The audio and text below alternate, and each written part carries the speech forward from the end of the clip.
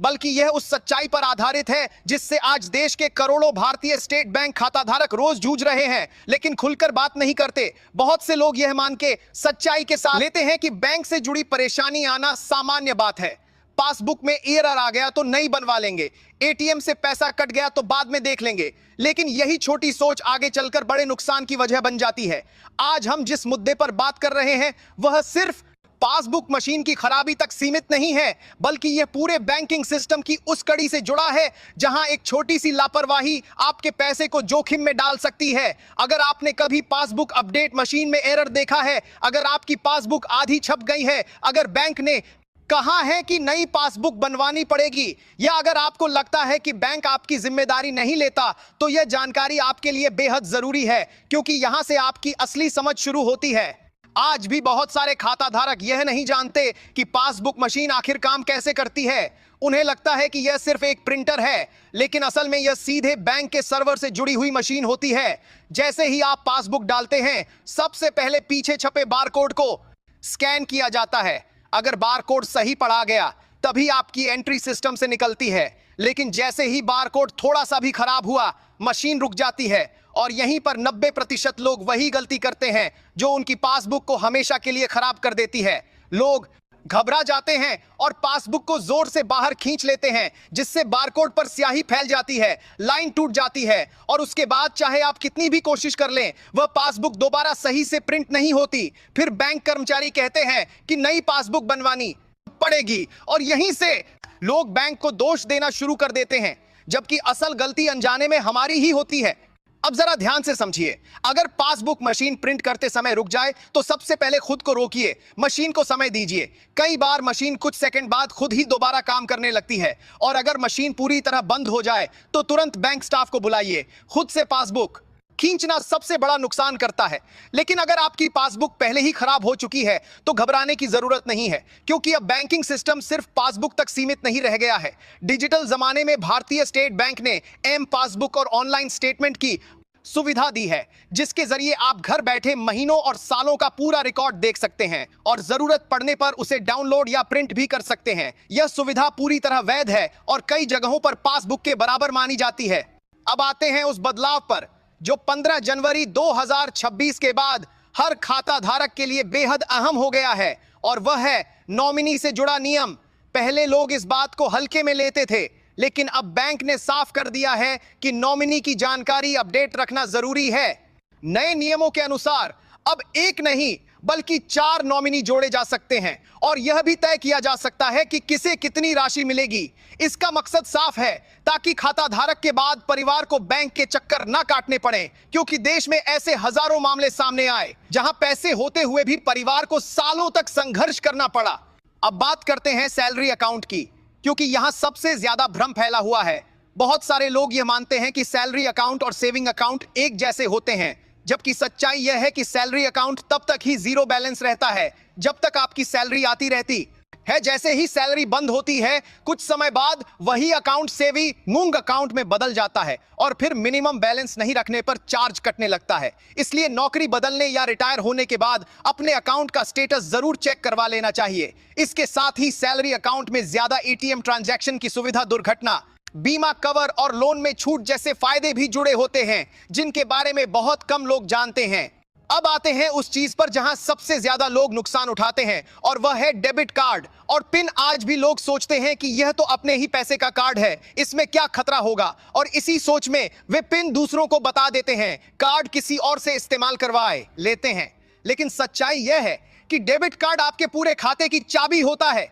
जिस किसी के पास आपका पिन है, उसके पास आपके पैसे पर पूरा कंट्रोल है। बैंक साफ कहता है कि अगर ग्राहक ने खुद पिन शेयर किया है तो उसकी जिम्मेदारी बैंक की नहीं होती। यही वजह है कि बहुत से मामलों में पैसा वापस नहीं मिलता। इसी से जुड़ी हुई एक और बड़ी सच्चाई है फोन और मैसेज के जरिए होने वाली ठगी। आज भी लोग डर या लालच में आकर ओटीपी बता देते हैं, जबकि बैंक कभी फोन पर ओटीपी नहीं मांगता, कभी लिंक भेजकर केवाईसी अपडेट नहीं करवाता। अगर कोई ऐसा करता है तो वह बैंक नहीं, ठगी होता है। लेकिन जल्दबाजी में लोग गलती कर बैठते हैं और पूरा अकाउंट खाली हो जाता है। अब अंत में सबसे जरूरी बात समझ लीजिए, बैंक पैसा काटता नहीं है, बल्कि नियम के अनुसार चार्ज लगाता है। Minimum balance, ATM transaction, SMS alert, हर चीज के नियम पहले से तय होते हैं, लेकिन लोग उन्हें पढ़ते नहीं हैं और जब पैसा कटता है तो बैंक को दोष देने लगते हैं। अगर कभी आपको लगे कि गलत कटौती हुई है तो बहस करने के बजाय लिखित शिकायत दर्ज कराइए, क्योंकि बैंक सिस्टम बहस से नहीं, प्रक्रिया से चलता है। साथियों, बैंकिंग सिस्टम कोई दुश्मन नहीं ना है, लेकिन अनजान रहना सबसे बड़ा खतरा है। जानकारी रखिए, सवाल पूछिए, अपने अकाउंट को समझिए, क्योंकि आज की एक छोटी सी समझदारी आपको आने वाले समय में बड़े नुकसान से बचा सकती है।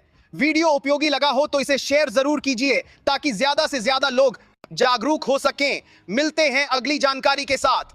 अब साथियों, यहीं से वह हिस्सा शुरू होता है जहां सबसे ज्यादा लोग नुकसान उठाते हैं, लेकिन बाद में समझ ही नहीं पाते कि गलती आखिर हुई कहां थी।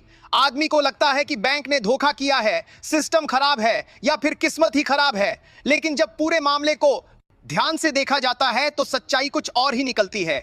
आज भी देश में करोड़ों लोग अपने बैंक अकाउंट से जुड़े मैसेज पढ़ते ही नहीं हैं या पढ़कर नजरअंदाज कर देते हैं, और यही सबसे बड़ी भूल बन जाती है। जब बैंक की तरफ से मिनिमम बैलेंस कम होने का मैसेज आता है, लोग उसे हल्के में ले लेते हैं। जब एटीएम ट्रांजैक्शन की लिमिट पूरी होने का मैसेज आता है तब भी ध्यान नहीं देते, और जब महीने के अंत में बैलेंस कम दिखता है तब अचानक बैंक को दोष देने लगते हैं, जबकि सच्चाई यह है कि बैंक हर कटौती की जानकारी पहले ही दे देता है।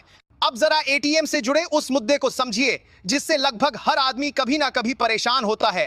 कई बार ऐसा होता है कि एटीएम मशीन से पैसा निकलता नहीं है, लेकिन अकाउंट से रकम कट जाती है। ऐसे में लोग घबरा जाते हैं और सोचते हैं कि अब पैसा गया, लेकिन बैंक आपके नियम के अनुसार अगर पैसा आपको हाथ में नहीं मिला है तो जांच के बाद वह रकम वापस की जाती है। बस शर्त यही है कि आपने समय पर शिकायत दर्ज कराई हो। बहुत से लोग यही गलती करते हैं कि वे शिकायत ही नहीं करते, या फिर बहुत देर बाद याद आने पर बैंक को आपको साथ ही देखने के लिए पहुंचते हैं। तब तक मामला कमजोर हो जाता है। इसीलिए अगर एटीएम से पैसा नहीं निकले और अकाउंट से कट जाए तो उसी दिन या अगले कार्य दिवस में शिकायत दर्ज कराना बहुत जरूरी होता है। अब बात करते हैं उस चार्ज की जिसे लोग सबसे ज्यादा कोसते हैं, एसएमएस अलर्ट चार्ज। बहुत से लोग कहते हैं कि हमें मैसेज की जरूरत नहीं है, यह पैसा बेकार में काटा जाता है, लेकिन यही मैसेज आपको सबसे पहले बताता है कि आपके खाते से पैसा निकला है या नहीं। अगर कोई गलत ट्रांजैक्शन हो जाए तो उसी मैसेज से आपको तुरंत जानकारी मिलती है। सोचिए, अगर यह सुविधा ना हो तो आपको महीनों तक पता ही नहीं चले कि आपके खाते से पैसा निकल रहा है। इसीलिए यह छोटा सा चार्ज असल में आपकी सुरक्षा के लिए होता है, नुकसान के लिए नहीं।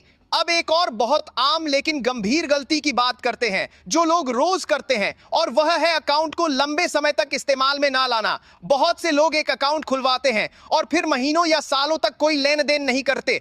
ऐसे में वह अकाउंट डोरमेंट हो जाता है। डोरमेंट अकाउंट का मतलब होता है कि उस खाते से ना पैसा निकलेगा ना ट्रांसफर होगा, और अचानक जब जरूरत पड़ती है तब आदमी बैंक पहुंचता है और कहता है कि मेरा अकाउंट काम नहीं कर रहा, जबकि असल में अकाउंट नियमों के कारण बंद पड़ा होता है। इसीलिए चाहे कितना भी छोटा अकाउंट हो, साल में कम से कम एक बार लेना देन करना बेहद जरूरी है। अब यहां एक और जरूरी बात समझिए। बहुत सारे लोग यह मानते हैं कि पासबुक ही सबसे बड़ा सबूत है, और अगर पासबुक अपडेट नहीं हुई तो उनका कोई रिकॉर्ड नहीं रहेगा। लेकिन आज के समय में बैंक का डिजिटल रिकॉर्ड पूरी तरह वैध होता है। इंटरनेट बैंकिंग या मोबाइल ऐप से निकाला गया स्टेटमेंट कानूनी तौर पर मान्य होता है। अगर कभी कोई विवाद होता है तो बैंक सिस्टम में दर्ज जानकारी को ही अंतिम प्रमाण माना जाता है। इसीलिए सिर्फ पासबुक मशीन खराब होने से घबराने की जरूरत नहीं है। अब आते हैं केवाईसी से जुड़े उस मुद्दे पर जिसकी वजह से आज हजारों अकाउंट अचानक फ्रीज हो रहे हैं। बहुत से लोग सालों तक केवाईसी अपडेट नहीं कराते, मोबाइल नंबर बदल लेते हैं, पता बदल जाता है, लेकिन बैंक में अपडेट नहीं करवाते, और फिर एक दिन अचानक उनका अकाउंट बंद हो जाता है। ना पैसा निकलता है, ना ट्रांसफर होता है। उन्हें लगता है कि बैंक ने परेशान कर दिया, जबकि सच्चाई यह है कि यह नियम सुरक्षा के लिए बनाया गया है ताकि आपके पैसे सुरक्षित रहें। इसीलिए समय समय पर केवाईसी अपडेट कराना बेहद जरूरी है।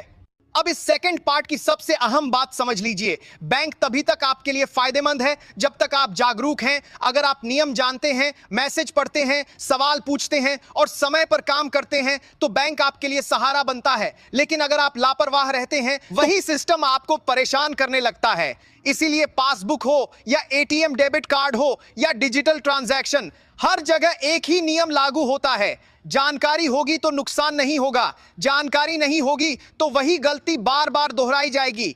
अगर यह जानकारी आपके काम की लग रही है तो इसे आगे जरूर शेयर कीजिए ताकि और लोग भी वही गलती दोहराने से बच सकें। अगले हिस्से में हम उस सच्चाई पर बात करेंगे जिसे जानने के बाद आप बैंक को लेकर कभी लापरवाह नहीं रहेंगे।